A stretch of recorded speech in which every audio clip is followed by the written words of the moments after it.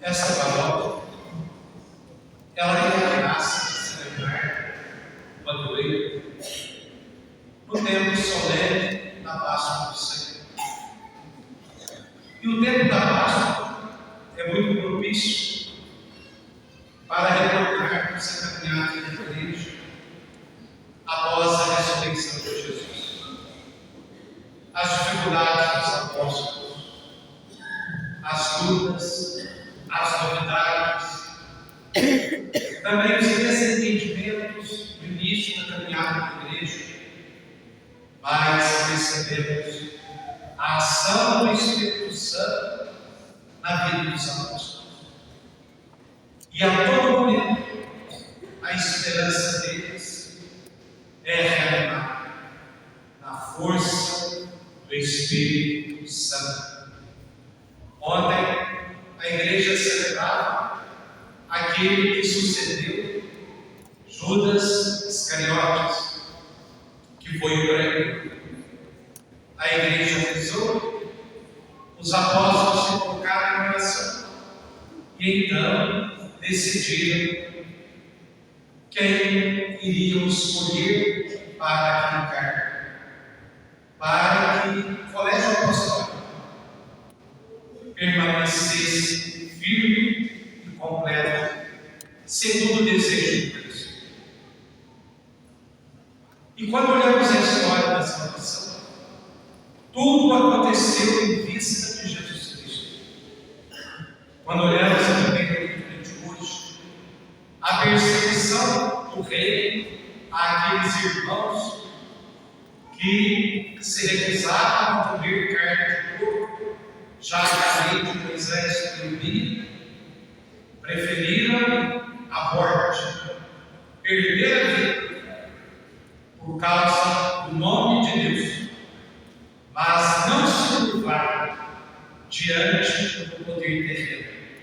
E o mais interessante, que a mãe deles assistia tudo, e ela preferiu perder os filhos do que ver um filho traindo a Deus. Olhando para a segunda leitura, o apóstolo nos exorta a permanecermos firmes, a não termos medo de nenhuma perseguição, perder tudo pela causa do bem, perder tudo por causa de Jesus Cristo. E olha que São Paulo foi um dos que assistiu e compactou com a morte de Estevão, que foi apedrejado. Mas o tempo vai passar, ele vai conhecer de fato quem é Jesus Cristo e vai se tornar alguém capaz de somar forças com os apóstolos e fazer com que a igreja fosse espalhada pelo mundo afora, do mundo conhecido da época. A igreja ganhava força, a igreja se espalhava pelo mundo inteiro, e o anúncio de Jesus Cristo era levado aos povos mais distantes. Os séculos se passaram e a igreja sempre foi chamada para testemunho de Jesus Cristo. Quando olhamos para São Paulo dizendo, não foi diferente. Vai perder a vida por causa da igreja, a defesa da fé, em tudo aquilo que ele acreditava. Embora fosse um homem que gozasse de fama, de boa reputação, de um excelente lugar na corte do rei, de um excelente lugar também na hierarquia da igreja, afinal de contas, era um cônego, mesmo assim, ele não se intimida, não se curva diante do poder terreno que queria passar por cima daquilo que ele acreditava e do juramento que um dia havia feito. é sacerdote por excelência até o fim. E quando olhamos toda a caminhada da história da salvação, que vai ter o seu ponto-chave em Jesus Cristo, onde todo o passado vai fazer sentido em Jesus Cristo, e todo o futuro deverá também fazer sentido olhando para o seu ensinamento. Nós também nos questionamos hoje, no ano de 2025, o que nos motiva a sermos cristãos, a dizer que somos seguidores de Jesus Cristo, a maneira como anunciamos Jesus Cristo realmente mostra quem Ele é. O rosto de Deus se torna visível junto àqueles que nós convivemos, mediante as nossas atitudes. O tema de hoje nos leva a ter esperança na nossa busca e no caminho de santidade, a exemplo de São João Nepomuceno. Eu havia chamado alguém para vir dirigindo para mim. De última hora, a pessoa falou que não vinha, e aí não veio na cabeça ninguém que eu pudesse chamar. Eu falei que ia ser uma coisa, eu vou sozinho. E eu nem tive caminho passado, apesar do trânsito dele. Mas desde que eu saí de casa, me veio um questionamento. Reginaldo, você tem esperança aqui?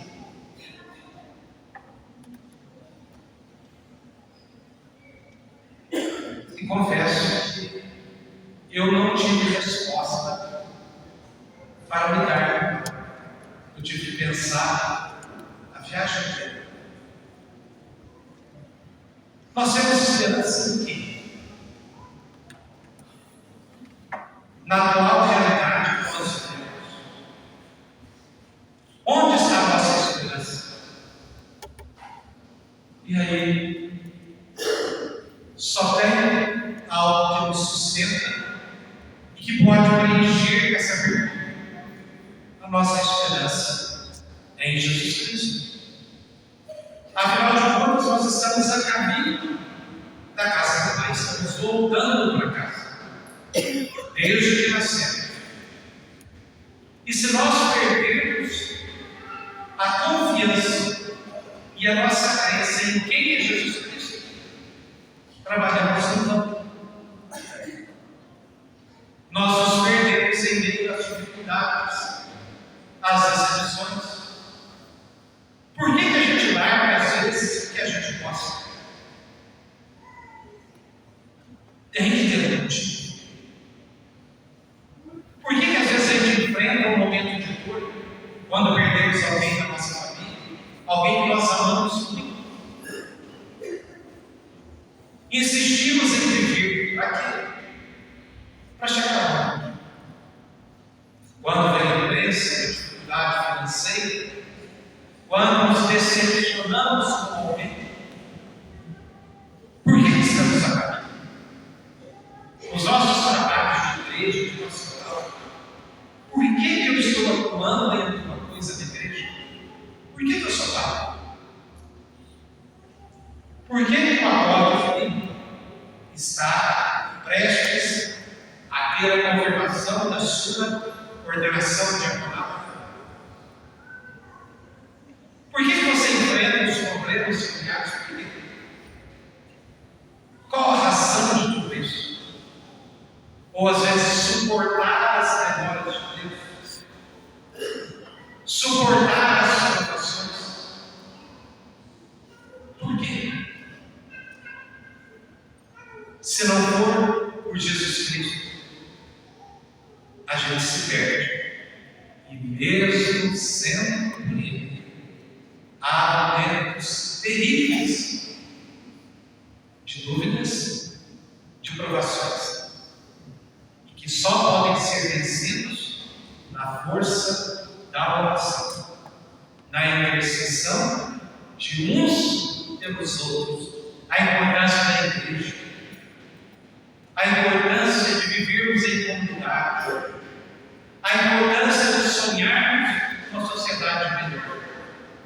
E deveríamos também, nessa caminhada com a santidade, de esperança e esperança, quando alguém levanta a voz e denuncia injustiça, quando alguém levanta a voz e nos faz enxergar determinados problemas dentro da sociedade, nós abraçamos a causa, nós vamos com essa pessoa até o fim. Às vezes não. Se essa pessoa dá um deslize que ela é humana, nós esquecemos todo o bem que ela fez e partimos para o ataque. Destruímos a pessoa com tudo e esquecemos todo o bem e toda a luz que ela acendeu por causa de um único ato.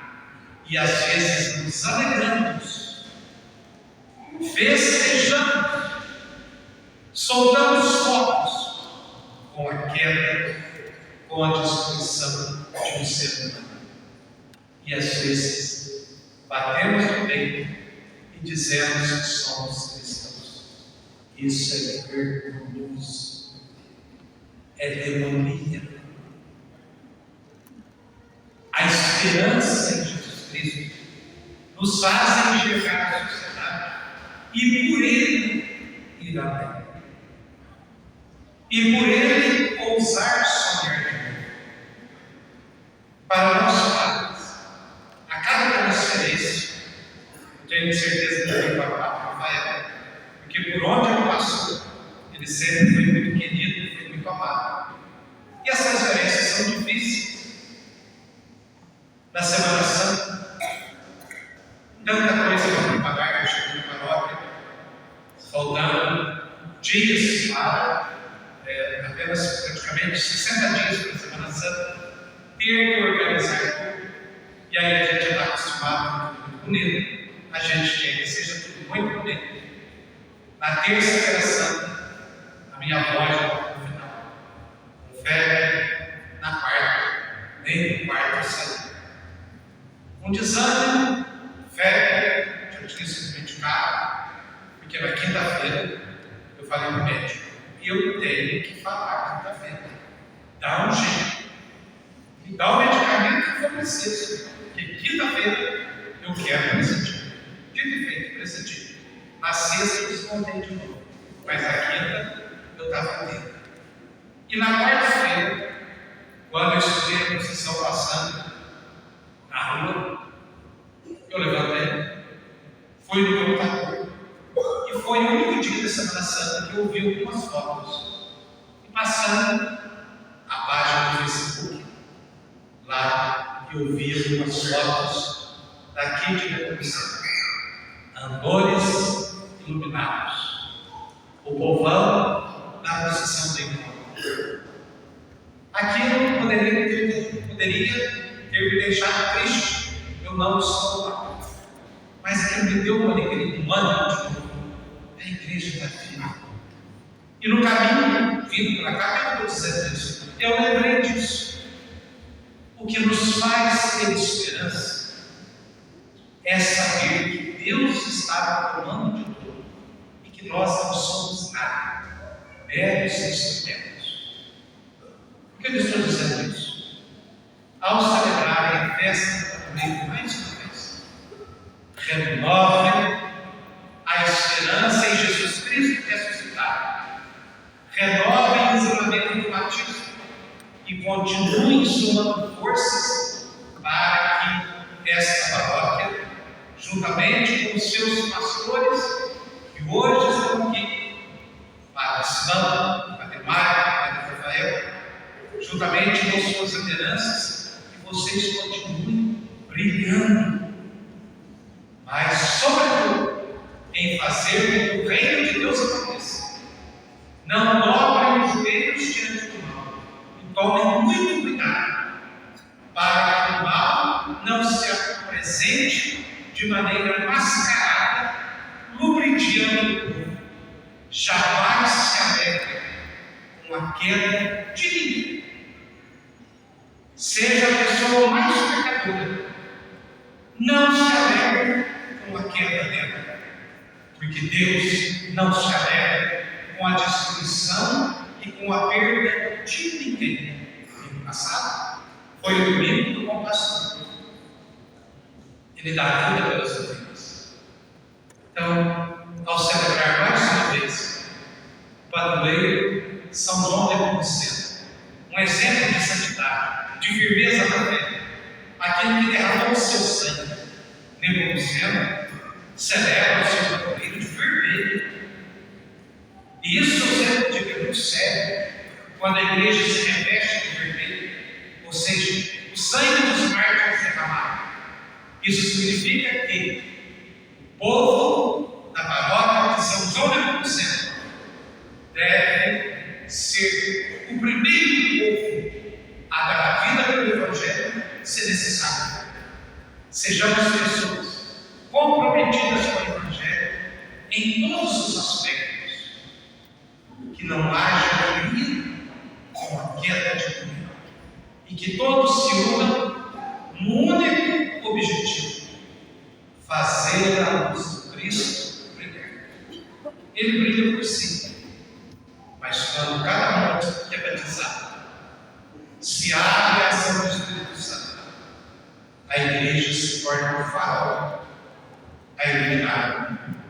E aqui vocês são muitos, juntamente, repito, com os seus pastores. Continue a iluminar, mostrando que vale a pena ser de Cristo. Iluminem a cidade e iluminem também a diocese, a igreja, para que ela possa sempre viver tendo esperança naquele que não decepciona e jamais perde o rumo. E qual é o rumo? A santidade. E tem mais.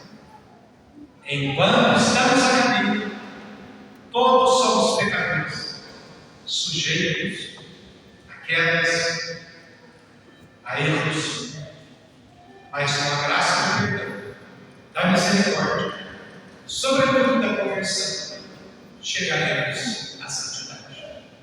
Que ninguém se perca nessa caminhada e que a Igreja do Cristo brilhe pela verdade, pela justiça, pela verdade, pela busca da santidade. Louvado seja o nosso Senhor Jesus.